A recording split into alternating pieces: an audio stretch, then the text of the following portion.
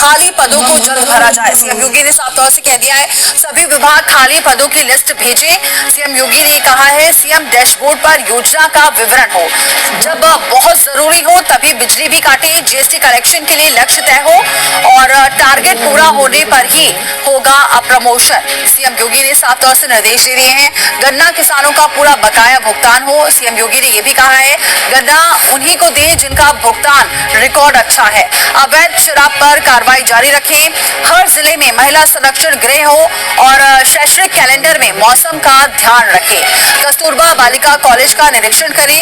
मनरेगा में तुरंत भुगतान किया जाए। राहत आयुक्त कार्यालय 24 घंटे एक्टिव होने चाहिए। बुंदेलखंड विंध्याचल में पेयजल मिलता रहे और साथ ही गढ़ मुक्तेश्वर के ब्रिज घाट का कायाकल्प भी हो। घरौनी का काम तेजी से पूरा करें। सीएम योगी ने ये भी निर्देश दिए हैं संचारी रोग को लेकर अलर्ट रहें। सिंगल यूज भी बचा नहीं पाई और समाजवादी पार्टी और कांग्रेस के गठबंधन ने एनडीए के लिए कड़ा मुकाबला भी पेश किया। एनडीए को हुए नुकसान के लिए प्रमुख तौर पर 5 कारणों को मुख्य माना जा रहा है। पहला है उम्मीदवारों का चयन। चुनाव की शुरुआत के साथ लग रहा था कि बीजेपी ने प्रत्याशियों के चयन में कई गलतियां की। स्थानीय लोगों के गुस्से को भी दरकिनार करके टिकट दिए गए। बीजेपी को मिले मत प्रतिशत में भी भारी कमी आई। दूसरी वजह है अखिलेश यादव। उन्होंने सामाजिक समीकरण देखकर अपने उम्मीदवार मैदान में उतारे। माना जा रहा था कि समाजवादी पार्टी में हमेशा से सिर्फ एक समुदाय या जाति के लोगों को ही टिकट दिया जाता है, लेकिन अखिलेश ने इस बार सोच समझकर अपने उम्मीदवार उतारे।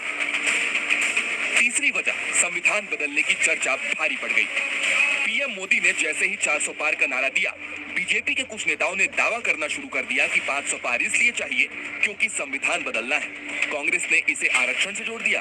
दावा किया गया कि बीजेपी इतनी सीटें संविधान बदलने के लिए जीतना चाहती है। चौथी वजह नौकरी और पेपर लीक को माना जा रहा है।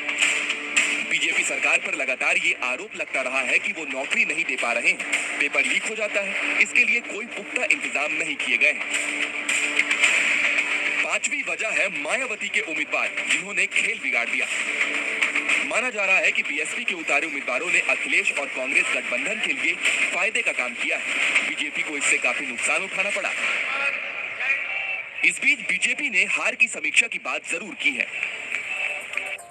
तो आखिर जो नुकसान बीजेपी को उठाना पड़ा है, आखिर उसकी वजह क्या है, ये भी आइए समझ लेते हैं। हिंदी पट्टी में 55 सीटें गवाकर बीजेपी को भारी नुकसान झेलना पड़ा। पूरे देश में बीजेपी को 63 सीटों का भारी भरकम नुकसान उठाना पड़ा है। बीजेपी अपने ही मैदान में एक बड़ा मोर्चा हार गई है। उत्तर भारत में फैले 10 हिंदी भाषी राज्यों में पार्टी ने 55 सीटें गंवा दी है। नतीजा, बीजेपी इस लोकसभा चुनाव में अपने बूते बहुमत हासिल करने में नाकाम रही।